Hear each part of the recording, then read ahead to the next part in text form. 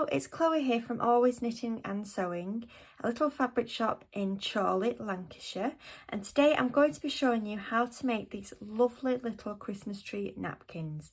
They don't take much fabric. These took 2 fat quarters each, so it's not a lot, and all your equipment and everything you're going to need will be listed in the comments below. So let's get started on making these lovely Christmas tree napkins. So I've got my 2 fat quarters laid on top of each other, and I've just got them both facing the wrong side up so that I can draw on the top one. The bottom one can be turned the other way, it doesn't matter, but I just had them both that way. You want to make sure that you straighten off an edge. So I've got my nice lovely straight edge here because we're going to be working from this edge. So once you've laid your 2 fat quarters together, you want to then just find the centre. So fold it in half. You can give this a press with the iron if you wanted to, or I'm just going to finger press it. Give it a really good finger press. And then you want to open that back out again and we can see our mark. And I'm going to line up my mark, my halfway mark, with a line on my board. You want to take a ruler. Now I've got this nice big one, but if you've got a smaller one then that's fine. Anything that's got inch markings on it. So what we're going to do is measure from our centre outwards 8.5 inches to create a semicircle on our fat quarters. So what we're going to do is taking a pen, making sure that you've got your centre mark lined up on a mark on your board. You want to take your ruler, you want to put your centre of your ruler, so the bottom square, onto that halfway mark that we made, and then you're just going to find your 8.5 inch mark and draw a little line. And then what we're going to do is we're just going to move outwards, so you're keeping that centre of your ruler, the point in the centre, and you're just marking little notches at where your 8.5 inch mark is. And you can put as many marks as you want in there, as long as you're keeping your centre with your edge of your ruler. So go ahead and draw your semicircle on. I'm going in one direction, and then you want to go in the other direction. Once you've marked your dots going in a semicircle, then you may want to just add some pins to keep the fabrics together, so that when we start cutting out, nothing is shifting. And you could also just join up them dots if you wanted to. If you feel more confident just joining them dots up, and then you can just cut out.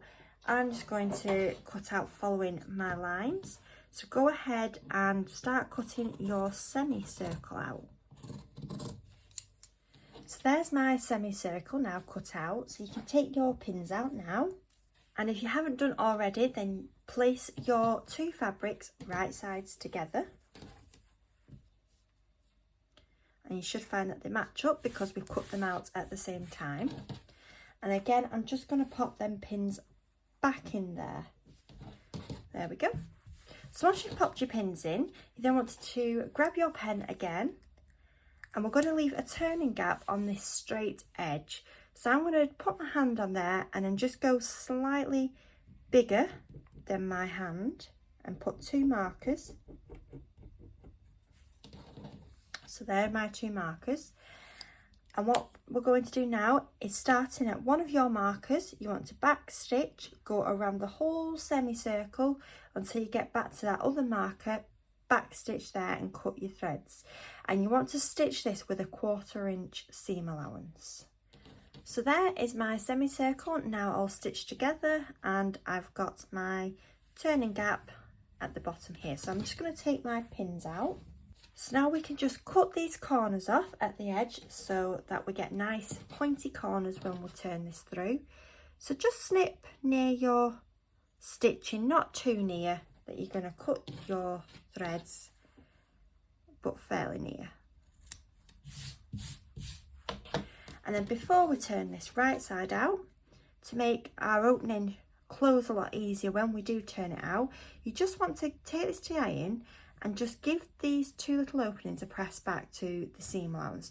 So I start with one side and just give that a press with the iron, flip it over and then press the other side, and make sure you give them a really good press. This just makes it so much easier when you turn it through. Your seam will just automatically close shut.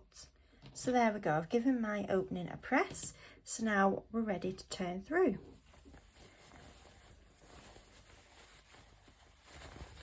So just pop your hand in there and really get into your corners and around that curve. And then maybe get something with a bit of a point. I like to use my little pair of scissors and just get into those corners so that you have nice pointy corners.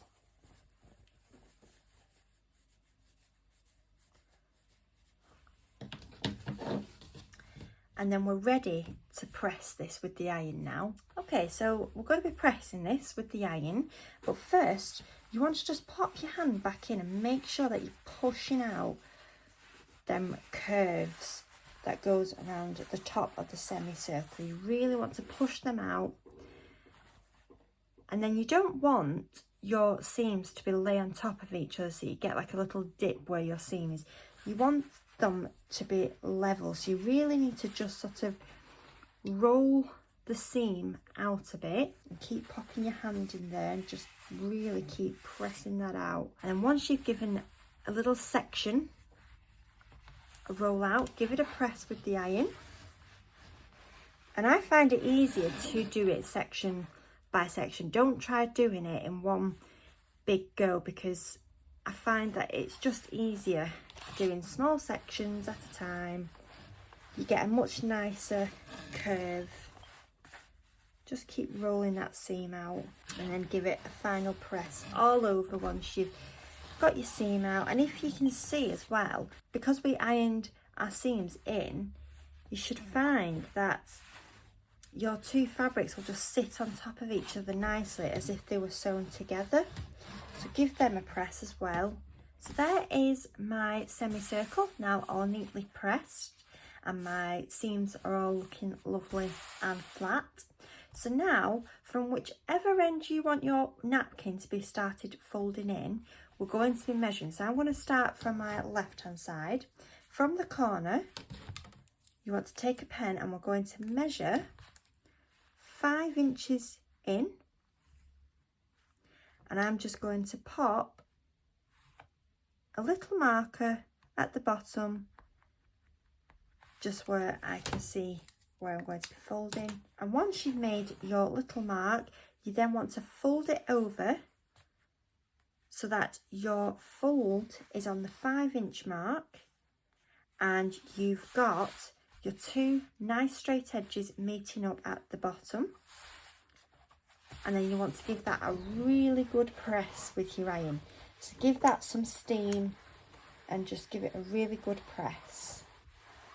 So here's my napkin now with the fold that we've made. So you can now unfold that, and as you can see, we've got this lovely crease line down the middle. So what we're going to do is stitch around the whole outside of the semicircle and down that crease line. So starting where you've left your turning gap, about halfway in the middle of the turning gap, you want to start stitching. You want to come all the way around the semicircle and all the way back to where you started, and then you're going to carry on over the stitches you've started with until you get to your crease line. When you get to your crease line, you're going to stitch all the way up that crease line, and you want to stitch all of this at about 1/8 of an inch in. So there is my napkin now with the stitch line down the fold that we made, and I've stitched all around. So again, you want to take this to your iron and you just want to press that part of the semicircle so that it lays nice and flat. So just go all around it so everything lays nice and flat. And then where we have stitched in our crease line, you want to fold that back over, and you'll find that it just sort of folds over and sits nicely because we've stitched in that crease. So I'm just going to give that another press to make sure it's nice and flat. So once you've given it a good press, we're then going to start making what are called fan folds to make it into the shape of a Christmas tree. So this bit can be a little bit fiddly, so just have a bit of a play around with it and take your time. So we're going to first of all take the piece that's folded over and you're going to fold it back on itself, and where your corner is, when you get that fold there, you want to put your finger on there, and then you're going to, once you've got this other side showing again on top, fold it back in.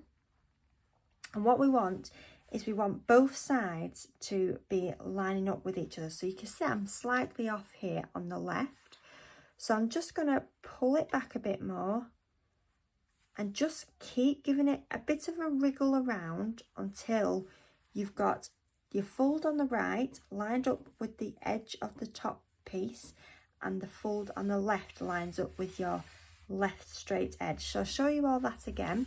So folding it into thirds, so you're going to pull one back and you want to pop your finger on that corner to keep that in place, and then with this top section you're going to fold that back on itself, and as you can see it doesn't automatically line up, so you're going to have a little bit of a move around with it. You want all your edges to be meeting up.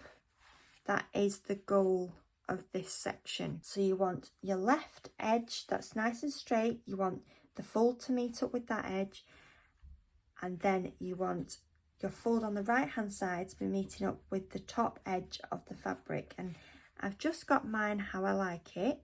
So once you've had a bit of a play about and you're happy with how your edges are, then you can just give that a really good press so that we're making those crease marks. So give it a really good press, put lots of steam on that, and you should find that you've got 3 sections now on the left, with mine's got 2 red and 1 green showing. So once you've given it a good press and you're happy with it, we're going to turn it over.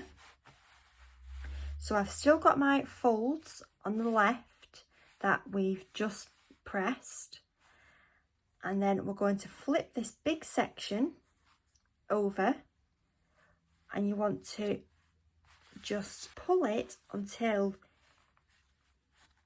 this fold of the big section meets up with the fold of the little section. So when you first flip it over, it will want to go straight. So just pull it to the left until you can find the point in the corner, and then just wiggle the bottom section about until you are nicely lined up. And once you've had a bit of a wiggle and you've got everything lined up on the right hand side, we're then going to flip this section back on itself, so you've got the other one showing, so that again at the top you've got this lovely point going on and all your edges are meeting up. So you've got the edge of the bigger piece meeting up with your 2 folds on the right hand side, and you've got your other folds all meeting up on the other side. Give it a really good press, go all over with some steam, make sure everything's staying in line, and if you flip it over you find that you've got this Christmas tree shape, and that is your Christmas tree napkin all finished. I think it's a really fun, easy project to do last minute for Christmas. You know, you're looking for something to make, and here it is. So I hope you've enjoyed watching it. I hope you enjoyed making it. And please share your photos with us on our Always Knitting and Sewing Facebook page. And remember to like this video, hit the notification bell and subscribe to our channel for any new videos coming on our YouTube channel.